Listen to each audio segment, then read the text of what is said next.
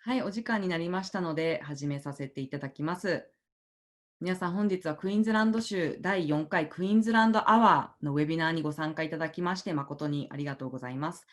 私、オーストラリアクイーンズランド州政府駐日事務所教育担当のフォーサイスと申します。こちらのウェビナーは、新型コロナウイルスの世界的感染拡大による影響で、日々変わる国際教育や留学事業において、クイーンズランド州の状況や教育機関の現在の状況、コロナ禍における新しいプログラムの案内とご紹介できる場がこれまでなく、私自身もクイーンズランド州現地の最新情報をいち早く収集したいという思いから、そのような場を自分だけでなく日本の留学事業関係者の皆様と一緒に情報収集する機会を定期的に設けようという思いから微力ながら始めさせていただきました。ですので、ウェビナー説明会という名目でやってはおりますが、私自身にとっても学びの場とさせていただいておりますので、ぜひ、この各週の水曜日のお昼時を使って、お昼ご飯を食べながらでも、私のようにお茶を飲みながらでも、このクイーンズランドアワーのイベントを通して、クイーンズランド州の最新情報を皆様と一緒に情報収集させていただければと思いますので、どうぞよろしくお願いいたします。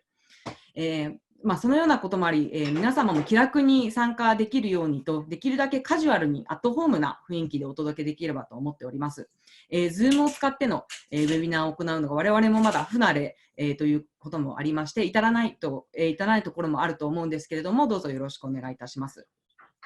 本日の第4回目のクイーンズランドアワーのゲストなんですけれども、クイーンズランド州政府が運営する公立の高等専門教育機関である TAFE クイーンズランドより、現地の担当者のシモーン・オスタフィールドさん及び駐日代表の大川彰一さんにお越しいただいております。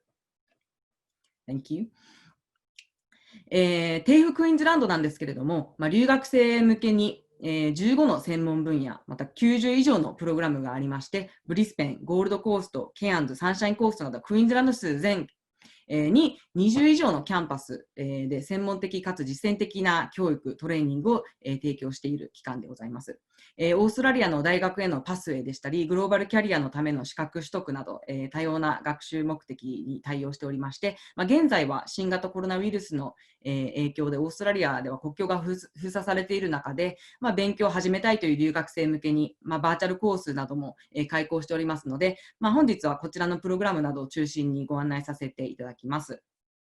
今回のウェビナーの形態なんですけれども、これまで質問の多かったことを含め、私の方から現地のシモーンさんおよび駐日代表の大川さんに質問していく、対談式で進めさせていただければと思います。また参加される方は自動的に音声およびカメラがオフの設定となっているんですけれども、皆様も我々の対談を視聴する中でご質問等あるかと思いますので、質問は随時下のこの Q&A の下にボックスがあると思うんですけれども、そちらを使って、募集して我々も対談中いつでも見れるようにしておりますので、会話の途中などでも質問に答えながら進めていくことができるよう、気楽にこちらの機能を使って質問をしていただければと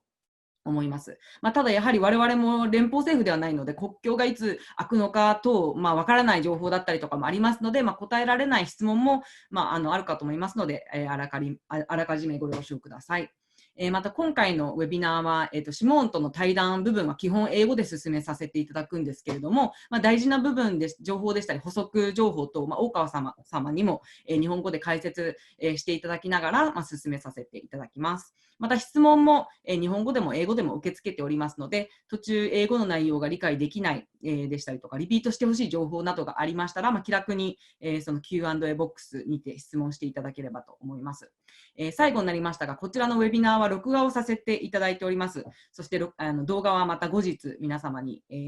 お申し込みいただいたメールアドレス宛てに、共有をさせていただきます。それでは、始めさせていただきます。Without further ado,I just wanted to officially introduce again Simone and Okawa-san from TAFE Queensland. Thank you so much for being our guest for the fourth Queensland Hour session today. It's a pleasure to have you on our session, and I'm sure we have a lot of participants today looking forward to learning more about TAFE Queensland and what kind of programs you offer. Thanks so much, Iori. It's great to be here today. Thank you very much. Wonderful. So I wanted to kick off this session. I guess everyone is really curious about the COVID situation around the world. And I know a lot of people would be wondering what the situation has been in Queensland, in Australia, Queensland in particular in Australia. Yes. So if you give us a brief update on the COVID situation in Queensland at the moment. Okay, so just briefly, in Queensland at the moment, we have 6 active cases, and we had 1 new case of COVID confirmed overnight, but that was a case that was acquired overseas, so not through community transmission. So we're really, really lucky here in Queensland. Our borders have been closed, or our state borders have been closed to Victoria, New South Wales and the ACT. And our state premier has implemented a roadmap to easing the restrictions here in Queensland. So we're currently in stage 3 of those easing of the restrictions. So many businesses are open and operating again, including our schools and our TAFEs, restaurants, cinemas and shopping plazas. And we've also had many of the national sporting codes relocate to Queensland now. So we've got the National Rugby League, the AFL Football and the Super Netball Leagues. And the stadiums are able to sell tickets and host up to 50% capacity. So I've been lucky enough to go down to Brisbane to the Gabba and watch my Victorian team play, which was loads of fun. So it's really exciting here in Queensland. We're really lucky we're able to move around quite freely throughout the state. Are your campuses open at the moment? Do the students actually come on campus for study now in Australia, or is it kind of a hybrid between still online? The majority of our classes are back. All our campuses are open. So because we're so practically based, the students and the teachers were keen to have our students back in class.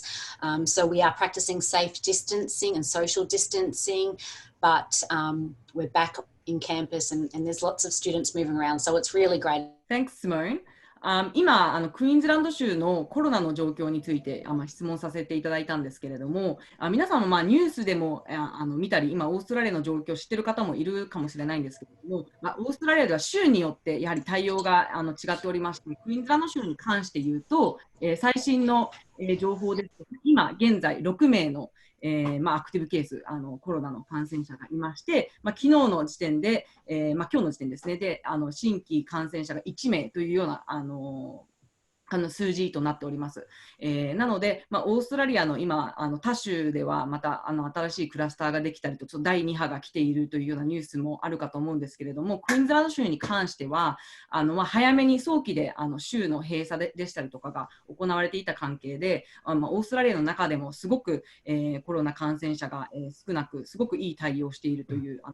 なっております。で普通の生活に徐々に戻ってきているということで、ビジネスもオープンしていて、スポーツ観戦もできるところまで戻ってきているということでした。でクイーンズランド州としてリカバリーへのロードマップも、首相が出していまして、またTAFEがキャンパスに戻っているんですかっていう質問をさせていただいたんですけれども、TAFE自体やはり実践的な授業が多いという関係で、ほとんどの、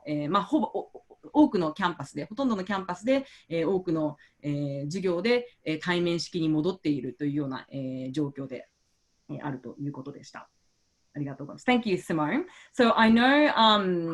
all around the world when this pandemic started, all of the institutions had to go online, and I know that Australia and Queensland did really, really well with the online transition and student welfare and everything. I know a lot of our Japanese participants are really interested in knowing, I guess, how the individual Queensland institutions handled the pandemic and what kind of things they did, I guess, in terms of student welfare and the transition to online. If you could just touch a little bit on how, I guess, TAFE Queensland handled the COVID situation. Of course, yeah. So like you mentioned, Iori, when the pandemic first hit, we did move everything virtual. We were lucky that we had that 2 weeks break. It was school holiday. So we had that 2 week period to sort of give our teachers time to create their programs for virtual delivery and online. And they changed their schedules and timetables a little bit for the practical delivery style, and we moved that further out. So we just pushed the timetables out a little bit longer, delivered what could happen virtually, and that's how we did it. In terms of student support, we have been running a food bank with the community and some charities here. So at our campuses in each of our regions, we've got food banks that are available for our international students. So they can come in and get some grocery items, some fresh fruit and vegetables and some personal items, just to really, so that we know that they're getting food and fed and you know, looked after, because, you know, some of the students did lose their jobs during COVID when businesses closed down and family support from home. So yeah, we started that initiative, and something that we're really proud of, and we're still continuing to do today. And the students are just ever so grateful for that support. So they come in every day, and it's nice because we get to see all the students as well. So to keep in touch with them and see how they're all going. And so it's also been good that for us as well, just to make sure our students are doing well. Yeah, we also had an Adopt a Buddy program, Adopt a Buddy program, where staff were having a buddy, an international student, that they were just calling up to check how they're going, just seeing that they're okay, if there was any support that they could provide, but just that personal support. So, because some students were isolated by themselves when we were in that hard lockdown. 今質問でやはりコロナが始まった際に、日本を含め世界中で教育機関がすべて急遽オンラインに、なったということで、TAFEももちろん例外ではなかったんですけども、その中で、どうでしたかっていう質問で、やはりちょうどそのコロナで休校が命じられた際、オーストラリアではちょうど2週間のホリデー中だったということもあり、その2週間で、TAFE の先生方も、そのオンラインの切り替えの準備期間がその2週間でできたということで、オーストラリア比較的世界の中でもそのオンラインのトランジションがすごくスムーズに、できた国でありました。なのでTAFEも同じで、タイムテーブルを少し変えたりでしたりとか、TAFEもその実践的な授業がすごく多いので、それをバーチャルにどう変えるのかっていう、のもすごく工夫しながら、バーチャルの、オンラインに切り替えたということです。で、その中でも、オーストラリアにいる現在の留学生へのサポート体制について、お伺いしたんですけれども、その中でもTAFEは割とオーストラリアのニュースでも取り上げられるぐらい、すごく留学生のサポート、現地の学生へのサポートが、すごく良かったっていう、こともあったんですけれども、その中でもそのフードバンクだったり、アドプターバディプログラムっていうのがあったみたいなんですけど、そこら辺について、駐日代表のちょっと大川様にも日本語でちょっと解説いただいてもいいですか？先ほどの、はいはい、ありがとうございます。フードドライブということで、食料の無償支援をですね、いち早くTAFEで実施をしました。最初の頃ってやはりオーストラリアでもトイレットペーパーであったりとか、なかなか入手が困難だったりっていうのは現状があったので、いち早くそういった生活物資であったりとか、食料であったりとか、実は今日も先ほどシモンが言ってましたけれども、今日も10時からですね、サンシャインコースト村場キャンパスでシモンもそのフードドライブをやってから、こういった形で参加をしたりという形で、もう日常的にそういった学生さんとの接点というのを持ってやっています。と先ほどのバディプログラムというのはその学生とあとTAFEの職員とつないでということで、よくバディっていうのはその学生同士でというバディ制度があったりしますけれども、TAFEの職員が一人一人ですね、担当を決めて、この学生にはこの人っていう形でですね、かなり現地の学生も不安な時期がね、長く続きましたので、そういった中ではサポート体制をですね、職員とつないでという形で、バディということでやってました。なるほど、素晴らしいですね。ありがとうございます。それクイーンズランド州政府にもすごくTAFEのこちら写真をシェアしていただいてます。こちらフード、ドライブの写真ですかね。こんな感じで現地の留学生だったりとかTAFEの、現地の生徒にサポートしていたということで、すごく現地でのニュースにも取り上げられて、すごくサポートが濃厚だったっていう話を聞きました。ありがとうございます。一つ質問をちょっと飛ばしてしまったんですけれども、まずそもそも、でいくんですけど、TAFEもちろん知ってる方、日本ではもう今知ってる方多いと思うんですけれども、今回ご参加いただいている方で、もしかしたらTAFEってどんな教育機関なのか、日本にもちょっと馴染みのない教育機関だと思うので、ちょっと そちらご説明させていただくんですけども、まずちょっと英語でシモンの方に説明させていただいてから、大川さんの方で日本語でまた解説いただければと思います。So my next question, so I just wanted to go back a little bit and talk about TAFE Queensland in general. I know with our participants today, I know most of them probably know or work with TAFE already or have heard of TAFE Queensland, but because in Japan we don't really have an exact same kind of institution, I think some people might not exactly know what kind of institution TAFE is and what kind of programs you offer. So if you could share with us a little bit about who TAFE Queensland, what kind of institution TAFE Queensland is, and a little bit about your program. Sure, absolutely. So TAFE Queensland is the largest provider of vocational education and training in the state of Queensland. We've been operating for over 130 years now and deliver practical industry relevant training across a range of industries, from entry-level certificate to bachelor degree. We are government owned and operated. Yes, I can explain a little bit about TAFE Queensland. So in Japanese? 日本語でじゃあ、TAFE Queensland の感じで、シモーンの方もご説明してましたけれども、TAFE Queensland の州政府がですね、運営します公立の高等専門教育機関です。非常に規模も大きくてですね、クイーンズランド州全域にもう今20以上のキャンパスがありますし、細かい施設も合わせると50以上のですね、施設があります。130年以上の歴史がありますので、オーストラリアは非常にその専門教育が盛んな国ですけれども、非常に歴史もあってですね、そういった専門教育に関して先生方もそういったバックグラウンドを持った方が実際に教育をしています。今ちょうどスクリーンに映ってますけれども、昨年度2019年度が、インターナショナルトレーニングプロバイダーオブザイヤーということで、最優秀のですね、トレーニングプロバイダーということで、TAFEクイーンズランドは表彰もいただいています。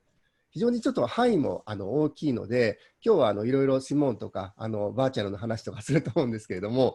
またご質問を受けながらですね、ちょっと詳細についてもご説明ができればなと思っています。以上です。That's all.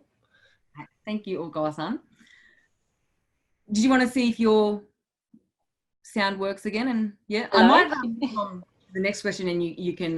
talk about TAFE in general during the next question. But I just wanted to touch a little bit on, obviously, we talked about how TAFE Queensland and all the institutions in the world, around the world, went online. And I think during that time, TAFE started some virtual digital programs during that time, and you're still offering some of these virtual programs to international students who aren't able to travel into Queensland. So if you could introduce a little bit about the type of digital and online programs that currently are available for international students or students that are in Japan,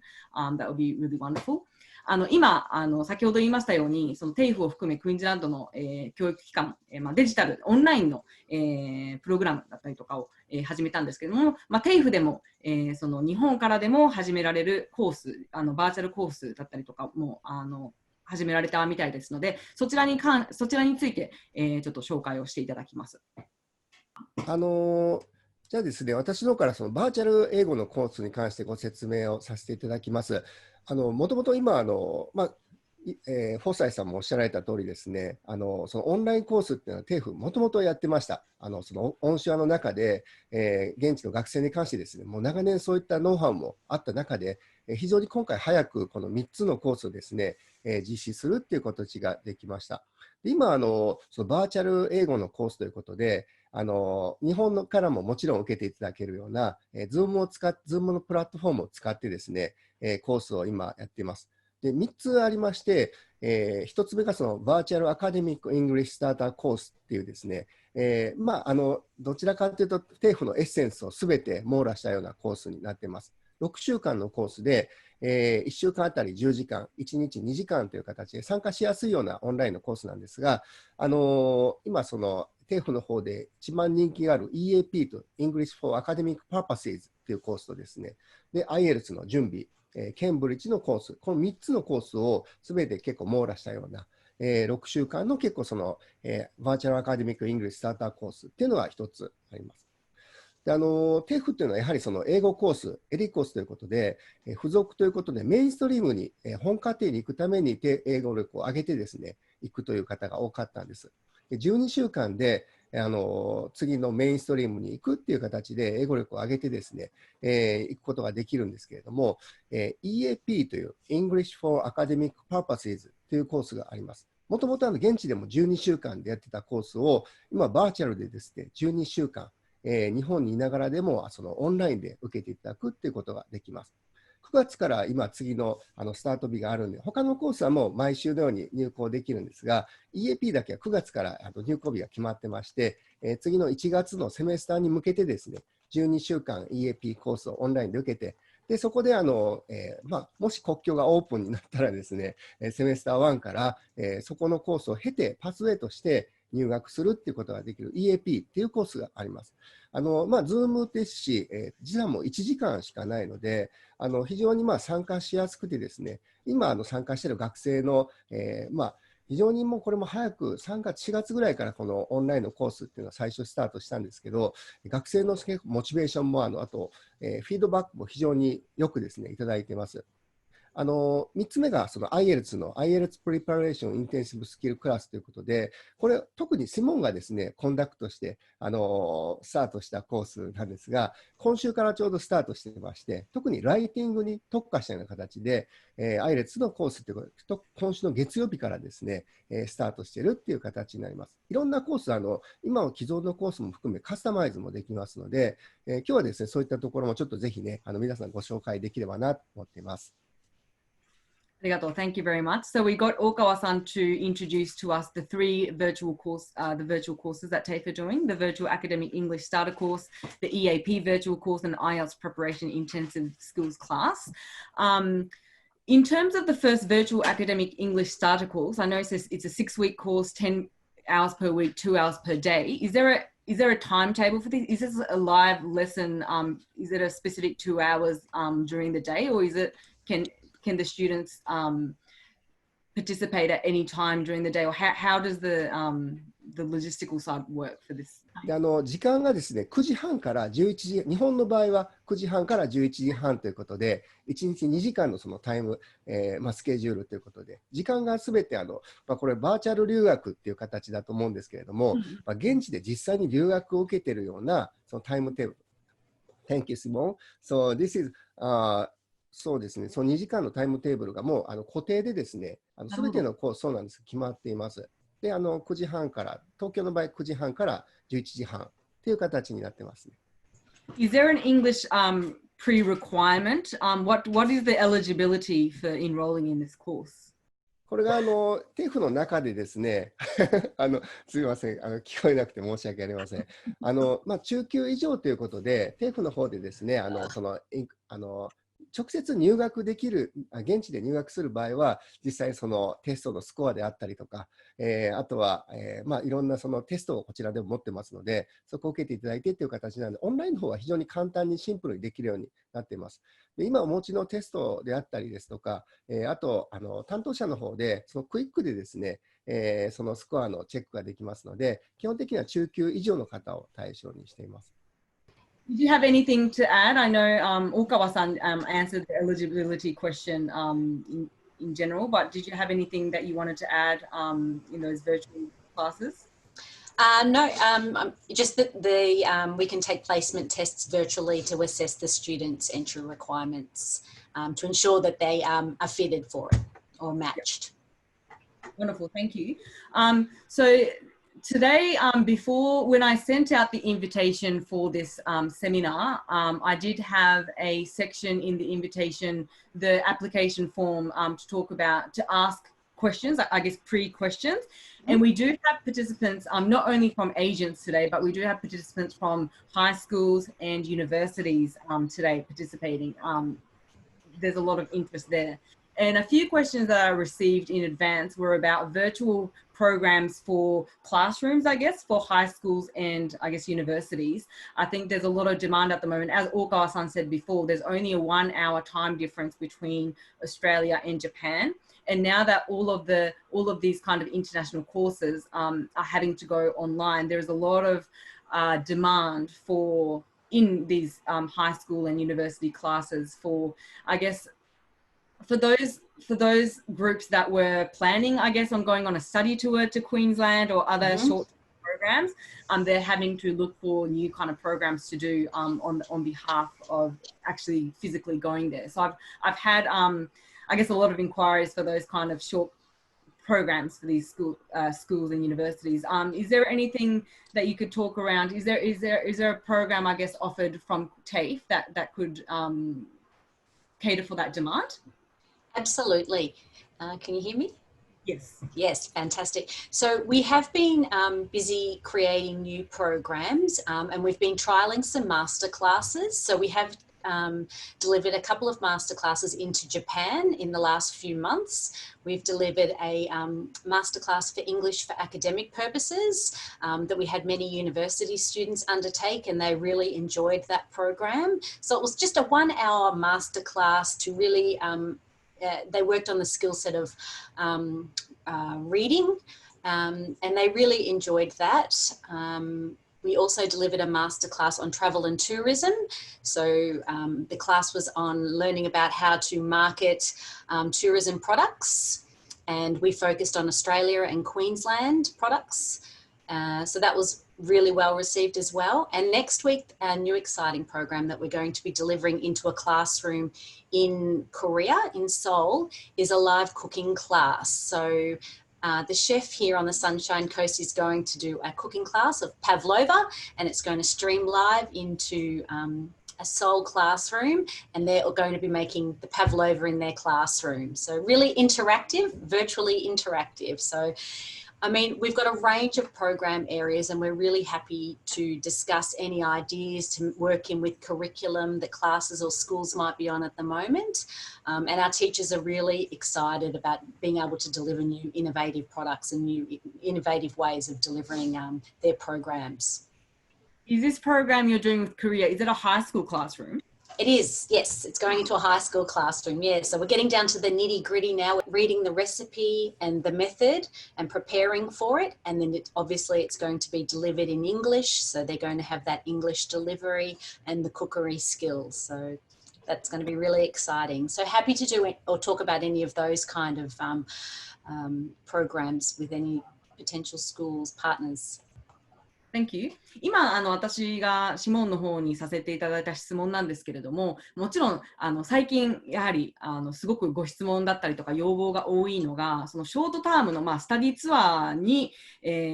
の代わりになるようなプログラムを探しているような、高校様だったりとか、大学の機関がすごく多いんですね。やはり今回コロナで実際渡航ができなくなって事前にこう予定していたスタディツアーだったりとかが全てキャンセルになったので、その代わりになるようなこう教室につなげられるようなプログラム、グループで参加できるようなプログラムはないですかっていうようなやはり要望がすごく多いので、そちらに関してTAFEの方でどういうようなプログラムができるのかっていうような質問をさせていただきました。でその中で一つ今日本でもすでに何校かの大学でやっているこうマスタークラスっていうのがあるみたいなんですね。こちらが1時間の授業、ライブ授業っていうことで、一つはその大学様向けに EAP English for Academic Purpose のリーディングに特化したプログラムを教室、大学の教室にやったようなマスタークラスでしたりとか、もう一つその観光の分野に特化したマスタークラス、クイーンズランドの観光についてのマーケティングのマスタークラスをやっていたりでしたりとか、あとは高校向けに、これは今お話しいただいた来週やるこう韓国の高校へ今行う予定のクッキングクラスを、家庭科の授業ですかね、現地の家庭科の授業と一緒にライブ配信をして、パバロバ知ってる方いますかね。オーストラリアか、ニュージーランドか、ってディベートされているお菓子なんですけれども、私はオーストラリアのお菓子だと言ってるんですけども、そのパバロバのお菓子を実際その家庭科の授業で英語で一緒にこう作る。で事前にやはりこの何が必要なのかだったりとか、レシピの共有だったりとかって少し事前の準備だったりとかが学校とTAFEの間で必要だと思うんですけれども、そういう韓国の教室と一緒につなげるようなそういうバーチャルクラスだったりとかっていうのも、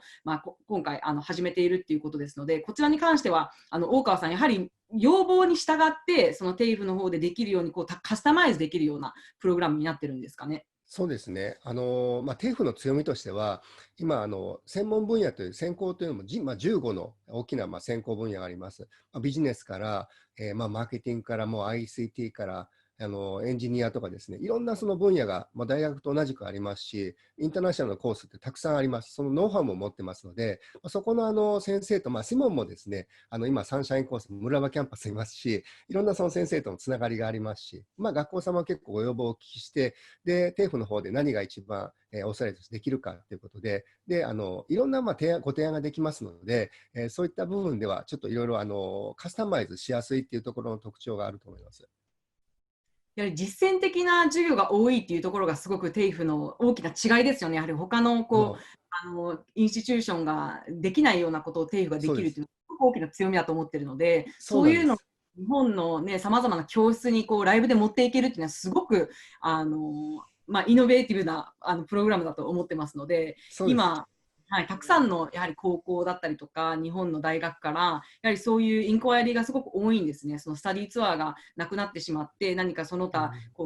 できるそのグループでできるようなプログラムはないでしょうかっていうような、質問がすごく多いので、その要望に合わせてそういう分野に合わせてカスタマイズできるっていうのはすごく大きな強みだと思います。特に高校生向けにもそれが展開できる、実践的なものが展開できるっていうのはすごく楽しいプログラムになると。そうですね。楽しいっていうのがもうね、おっしゃる通り、もう産業界との密接な関係があるっていうのがTAFEの大きな特徴なので、先生もそういうバックグラウンドを持って経験があるので、結構その授業をやっていても楽しいんです。実践的で、非常に専門的、実践的で、すごいエキサイティングなのは結構特徴かなと思いますね。でオンラインでも割とインタラクティブに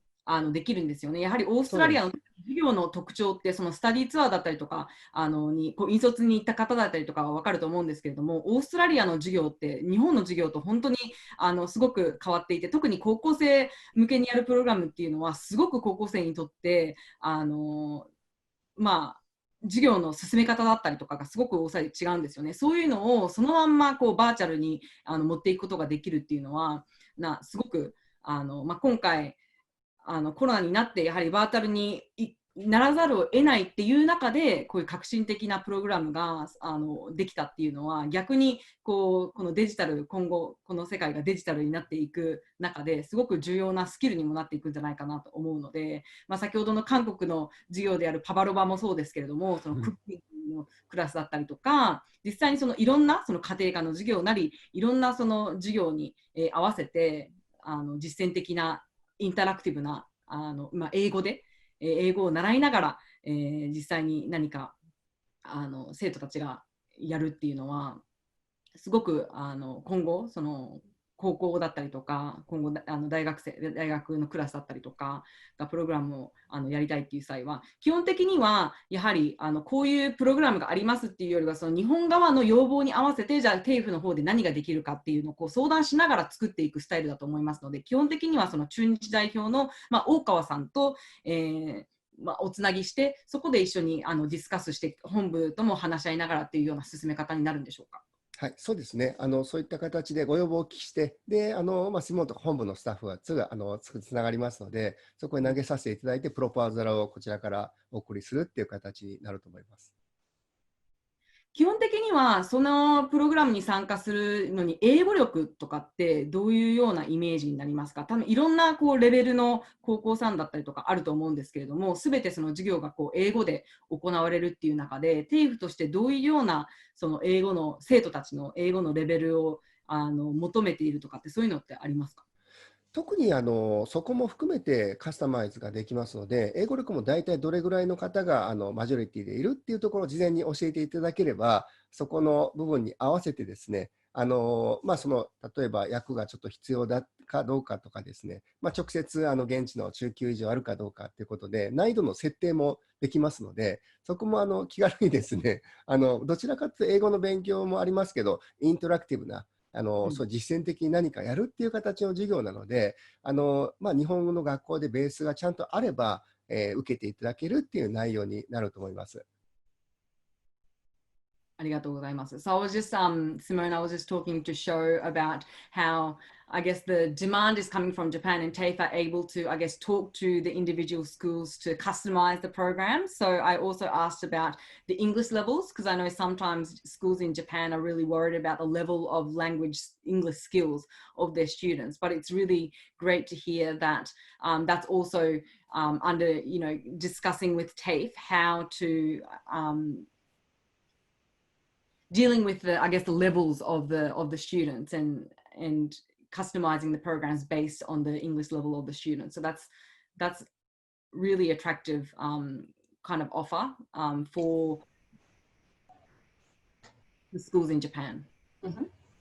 Yeah, yes, we can build the pathway or a package of programs depending on what level the students are at. So we can build the English into that and, yeah, like you're saying, customize the program to match and suit. Yeah, I was just thinking, as I said, as we talked about before this session started, I know, Simone, you're based in the Mooloolaba campus on the Sunshine Coast. Yes. And actually, funnily enough, my mother, who is Japanese and living in Australia on the Sunshine Coast, she's actually taking some TAFE courses on the Mooloolaba campus. So she's actually a student, an active student of TAFE Queensland. As well. So we were just joking about how she might actually be on the same campus as you right now as we speak. So that was really funny. So I'll just say that in Japanese. このセッションが始まる前に一度ディブリーフィングさせていただいた際に、実は私の母親が、日本人なんですけれども、今オーストラリアのサンシャインコーストに住んでいまして、シモーンが今回参加していただいているシモーンがTAFEのマルーラバーキャンパスのにベースをしてるんですけれども、実は私の母親がそのマルラバーキャンパスの、TAFE のコースを取っていて、確か今授業中とかっていうメールをいただいたのを、実際に私の母親がTAFEクイーンズランドの、面白いエピソードも、ございました。今現在でいろいろご参加していただいている大半の方が、エージェントの方でしたりとか、あとは高校の方だったりとか、大学の担当者、が多いんですけれども、既存のプログラムがキャンセルになったでしたりとか、特にそのスタディツアーだったりとか、キャンセルになって、それに変わるようなプログラムをやはりお探しの方がすごく、多かったんですね。事前のアンケートでしたりとかご質問の中で。その中でやはりTAFE、というオプション、やはり一番多いのがその高校対高校だったりとかっていうのも多いと思うんですけれども、TAFEのやはり魅力っていうのがその実践的な、授業がすごく多いんですね。で、先ほど言いましたそのクッキングのライブクラスだったりとか、その観光の分野に基づいたインタラクティブな、クラスだったりとかっていう、プログラムができるのはその、TAFE のすごく一番魅力的な部分だと思いますので、今回ご参加していただいている、高校さんでしたりとか、専門学校さん、大学さんの中でそういうような、教室、に何かオーストラリアの授業を持っていきたいっていうような、そういう要望が、ありましたら、ぜひこのセッションの後にですね、お申し込みいただいた、方に、フォローアップのメール、お送りさせていただいて、その際に駐日事務所の大川さんの、連絡先も共有させていただきますので、一番いい方法はどういうような現在プログラムを探しているのか、どういうようなプログラムを学校でやりたいのかだったりとか、そういうようなもし要望がありましたら、ぜひTAFEクイーンズランドに、直接ご相談いただけましたら、そこから、一緒に話し合いながらテイラーメイドをするようなプログラムを、作っていけるっていうことですので、ぜひ気楽に、ご連絡いただければと思います。今の中で追加の情報だったりとかってあります？大川さんの方から。特に大丈夫です。どんなことでも結構意外とというとあれですけども、対応できるその範囲、やっぱり我々の方でも、例えば農業もありますし、環境もありますし、今 SDGs であったり、いろんな結構トピックがあると思いますので、今キャリアに関しても、オーストラリアのそのボケーショナルスクールのですね、結構キャリアということで、今、ジョブ型のね、結構そのリクルートシステムでだんだん日本も変わるとかっていう形で出てますけども、オーストラリアでももともとジョブ型ですし、そういった歴史がもう長年ありますが、ノウハウがありますので、そういっいった部分でもですね、かなりちょっと面白い形の、授業が、オンラインでリモートで、できるということで、そこもかなり今の、ウィズコロナの中でもインタラクティブな授業になるかなと思っています。そうですよね。やはりその先ほど SDG っていう言葉が出てきたと思うんですけれども、割と私の方でもその高校のプログラムだったりとかですごくやはり要望が多いのがその SDGs のところ多いです。Simone, if I know you keep dropping out, but I'm going to ask you a question. With my conversation with Okawa-san, the word SDGs came up, and I just wanted to talk a little bit about that because the theme of SDGs, I guess, is currently a very global, theme, and there's a lot of interest from the Japan side when talking about. 今、シモンの多分テクノロジーのプログラムで今ちょっと出てしまいましたね。すいません。先ほど、はい、シモンに言っていました通り、Are you back, Simone? Sorry. Yeah, I was just saying, so I've been getting a lot of inquiries from the Japan side when talking about, potential virtual programs and classroom programs. A lot of the themes that keep coming up is around SDGs. And I know Australia, among, other countries in the world, place a lot of importance on, SDGs programs. So I think if, TAFE could tailor some programs around those kind of themes as well, that would be really, really attractive for a lot of classrooms in Japan because there are programs from MEXT as well, the Ministry of Education, asking for schools to tailor their global kind of programs around SDGs. And my understanding is that there are some funding available for schools that do programs around SDGs. So there's,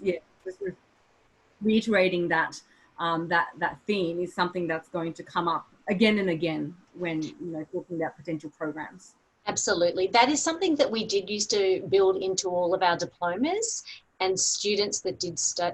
chose to study a diploma with us could also undertake the diploma of sustainability as well, the dual diploma, and just pop up they take another 3 or 4 units, and it gave them, just the sustainability practices, how to build a sustainable business and their industry, but just a broad range of sustainable units that could go across all the different industries. So that's definitely something that we should consider putting back. Thank you, that's great. 今、SDGs の話を少ししたんですけれども、やはり私の方でもその高校さんだったりとかからスタディツアーの要望だったり、こういうバーチャルプログラムのお話をいただく際に、何度も出てくるテーマっていうのがやはり SDGs のテーマなんですね。で、実際に文部科学省もその SDGs に、関するプログラムを促進していたり、やはりすごくそこの、SDGs のテーマに、興味といいますか、すごく需要が、あるということを私の方でもすごく感じていますので、そういうところも、TAFE のプログラム、でも SDGs に関するプログラムを提供できるっていうことでした。So I also had a few inquiries from new agents. I know in this situation, a lot of the agents who, for example, had mostly focused on the UK or the US are now shifting their focus on working with new institutions in Australia, mostly because I guess now that everything has been virtual and online, the time, 1 hour time very, very attractive for these new programs. And there are a few agents who have never worked with TAFE before, but are interested in, I guess, working and connecting with TAFE. So I just wanted to confirm that you are open to, I guess, working with new agents that, have connections with individual or school or groups in Japan.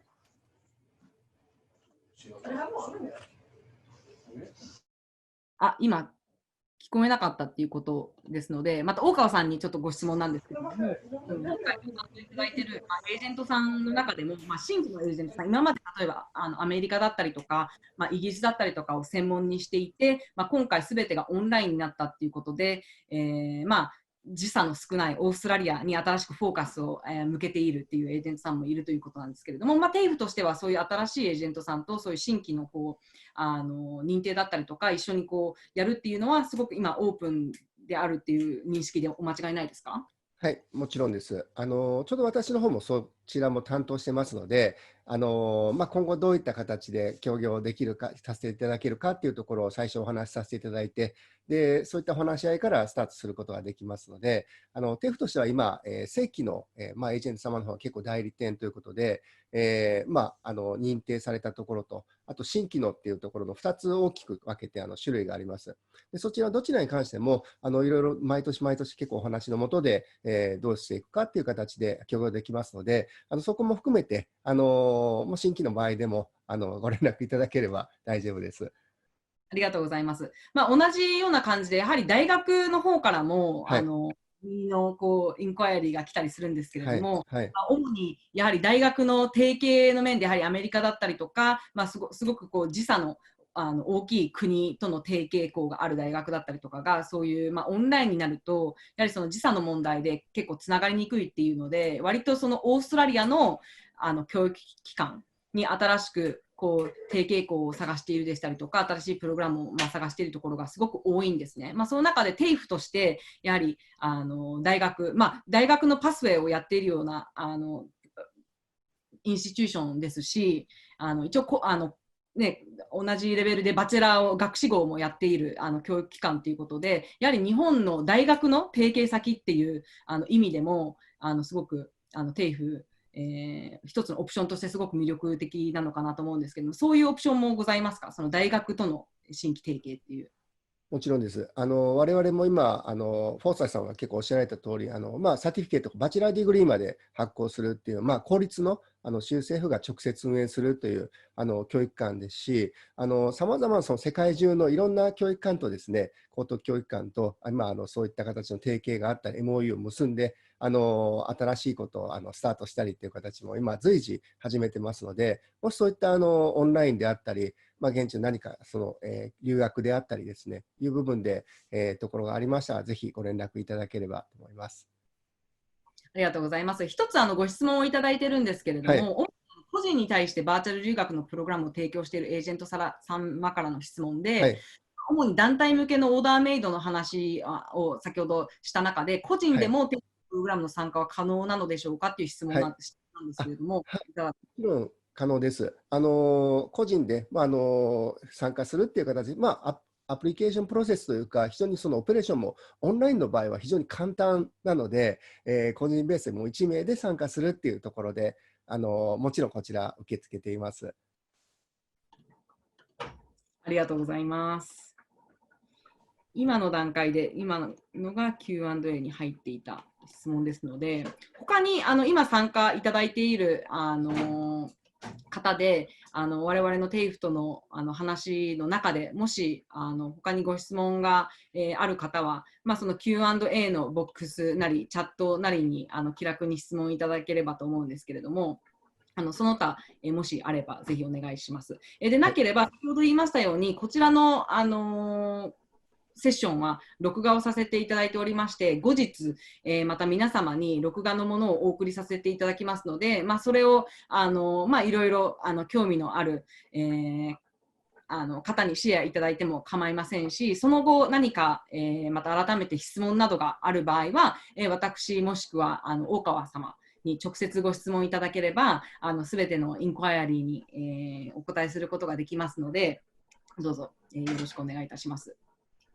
あと時間5分となったんですけれども、どうでしょうかね、これ以上、今の段階でご質問などがなければ、他になんか最後のメッセージとして、大川さんもしくはシモーンの方から何か最後の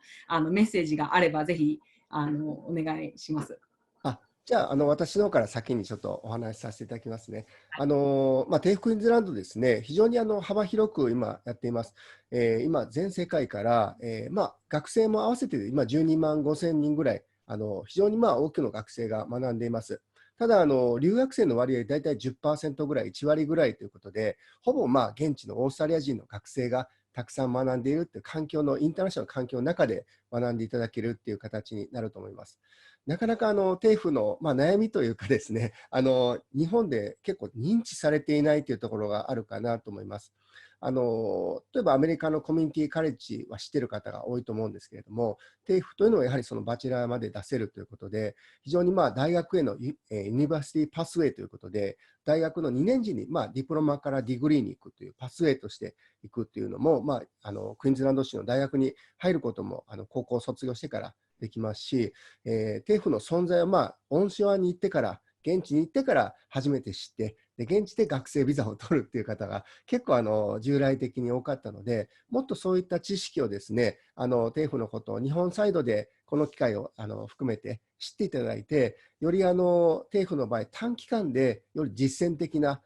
資格、ディプロマであったり、1年間で取れるコースがほとんどなので、英語のリクエアントも大学に比べると若干IELTS5.5 ぐらいが多いんですけれども、若干そのリクエアントも低く、公立の学校ということで、実践的ですけど、費用は比較的リーズナブルかなと思いますので、そういった部分も含めて効率よく短期期間で実践的に実社会に出れるっていう環境がTAFEの強みかなと思っています。日本も結構グローバル化が進んできている中で、今回のバーチャル留学も含めてですね、ぜひそこも気軽に自宅で受けれるっていう形ですので、もう来月から受けたいなと思っても、もう本当にすぐ受けれるようなシステムになってます。Zoom とパソコンさえあれば受けれるっていうシステムになってますので、今回のところをきっかけにですね、ぜひそちらもご覧いただければなと思います。本日はどうもありがとうございました。ありがとうございます。Simone, I'm not sure if your voice is working now, but it's time now. So if your sound works, is there any last message that you wanted to talk before we finish the session? I'm not brave enough to speak. Can you hear me? We can hear you. We can hear you. Yeah. I'm sure Sho has covered everything for you in detail. I apologise for the delay and the freezing. But thanks very much to everybody for their time today to come on and hear a little bit more about TAFE Queensland and the programs, the practical programs that we offer. As I mentioned earlier, Queensland's doing really, really well, so we're hoping that the students will be able to come and join us early next year. January is the intake we're aiming for, but we'll see how things go and we will adjust our intakes and our offering depending on what happens with the borders. But yes, we hope to see you soon and thanks so much for joining us today.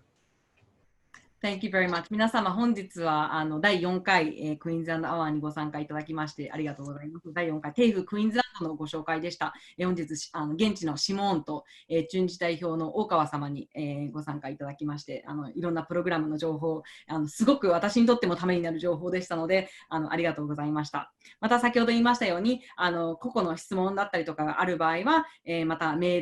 ル、でしたり、またご連絡いただければ対応させていただきますので、ありがとうございます。では、これでセッションを終了させていただきますので、おそらく皆様自分でログアウトするシステムになっていると思いますので、こちらで、ビデオと、音声をオフにさせて、これでオフにさせていただきますので、改めまして本日皆様ご参加いただきましてありがとうございました。ありがとうございました。